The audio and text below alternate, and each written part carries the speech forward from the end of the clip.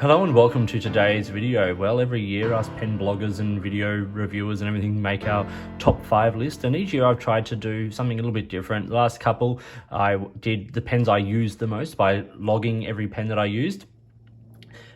This year I was using less and less pens, and so I wanted to go back and do something a bit more basic and just make it the top 5 pens in my collection, my favorite pens. Now, some of these are pretty expensive, and yes, there can be great budget pens. The TWSBI Diamond 580, while not super budget, is one of my absolute favorite pens. The Faber-Castell Loom still comes in really high. There are a number of pens in the lower price category that I think are really worth looking at.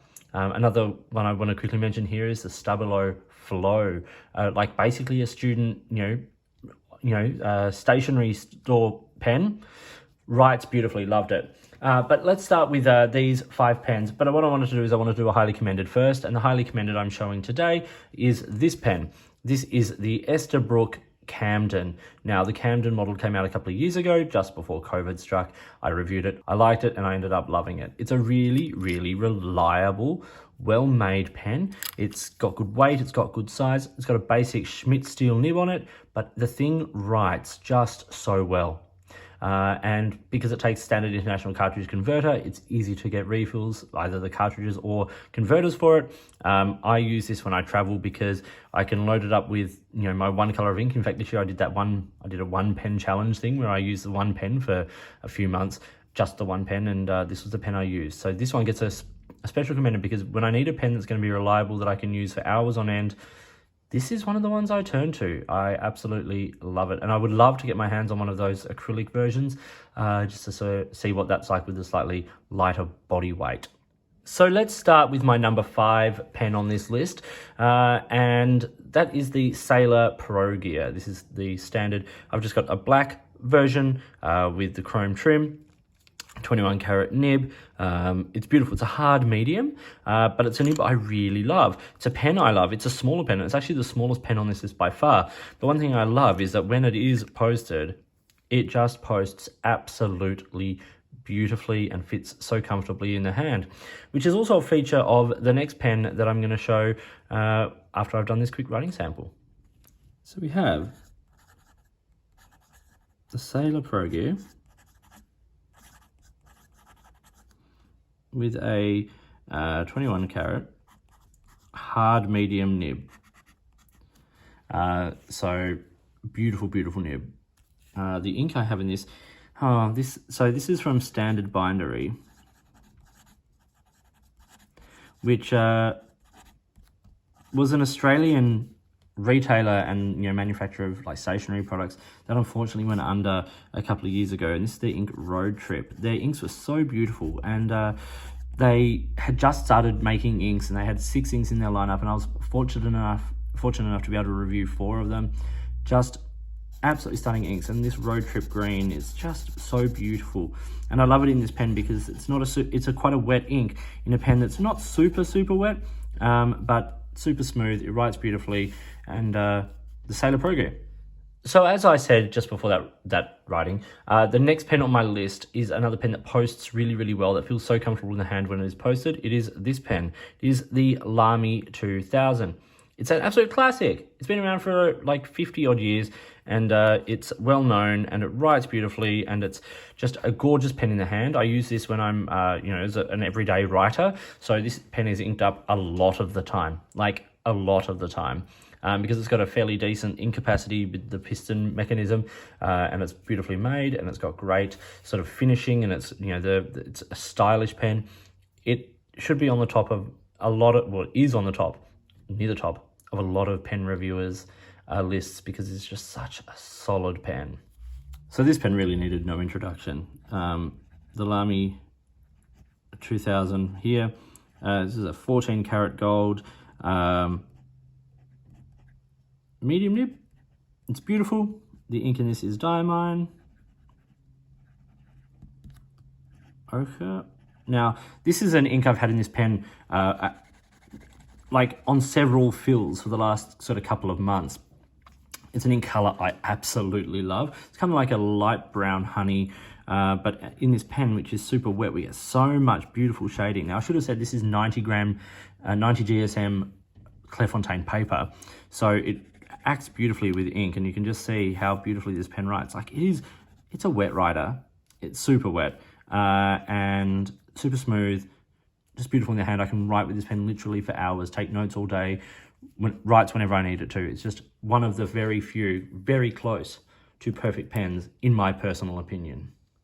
We now come to the third pen, or the number 3 pen in my top 5 pens that are basically the pens in my collection that I enjoy writing with the most. And this one is number 3. This is the Pilot Custom 823. Really needs no introduction.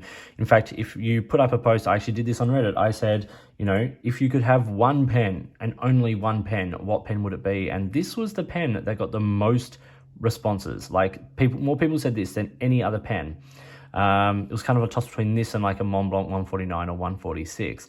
But for me, this is the pen, and like, this is amazing. It's got a great size. It's got an excellent vac filling system. It's got a beautiful nib that just writes like a dream.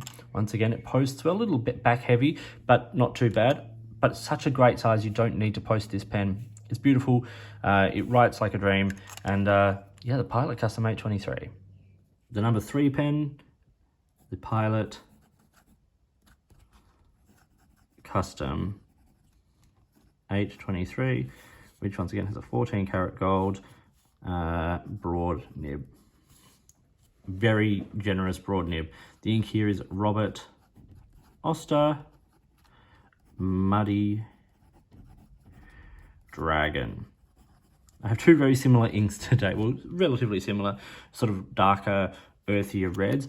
This is one of them. It's a great ink. And in this pen, which like shows off ink so beautifully because it is quite a wet writer, you know, it's nice and broad, gets nice shading, just really lovely, and a joy to write with, and also like kind of, as well as being a joy to write with, it's kind of just lovely to have in your hand. And because it's got a very elegant, simple, refined sort of style, it's kind of a classic, and yeah, beautiful.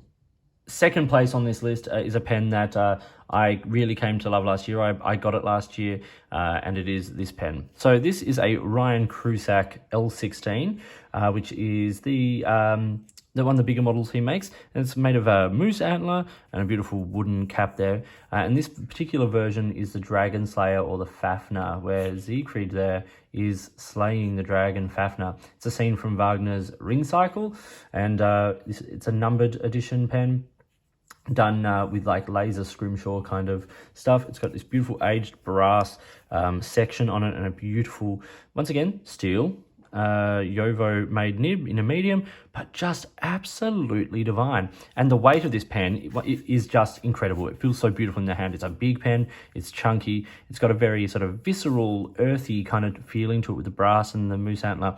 So it's second place in my list this year is this Ryan Krusac L16 Dragon Slayer. Beautiful pen. Number 2 pen today, this year I should say, the Ryan Krusac, we'll call it the L16 Dragon Slayer. The ink here is a Franklin Christoph ink,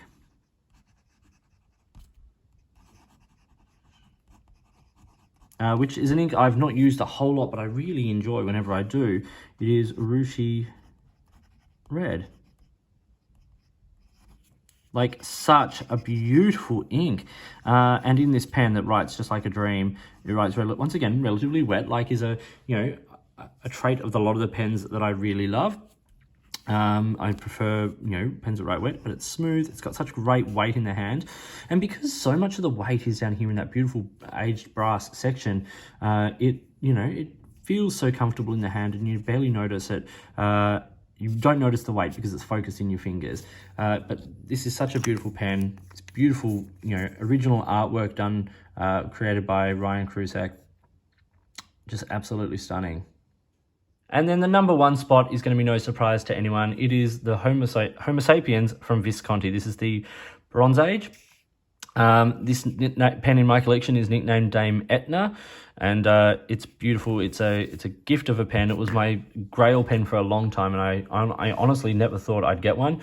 But in the end I was able to, and I replaced the nib. I got a medium, and I still got that one sitting there for a day when I want to have a much broader nib, because it is a big, broad, wet, very, very wet medium, whereas this is a nice sort of like relatively broad, relatively wet fine. It's just the plain sort of chrome colored version of the nib. It's the palladium nib before they went to gold. It's just a lovely pen. It's made of lava mixed with resin, so the material is really interesting. It's beautiful. I think the design of the pen is absolutely astounding. It's kind of simple and kind of plain, but kind of absolutely not any of those things.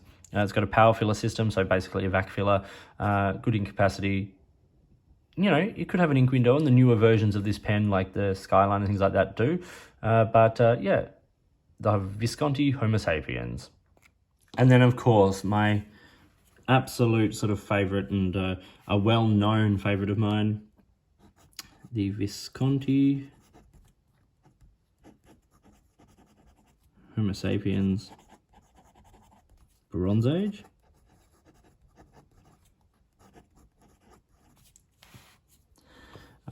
With a, what do they call it? It's like 23 karat palladium nib, and this was the fine. The ink here is Aurora und Klinger.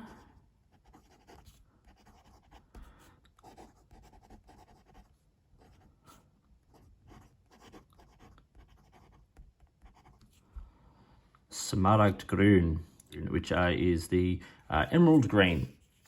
What an ink this is, right in that sort of like turquoise tealy kind of color family that I really love.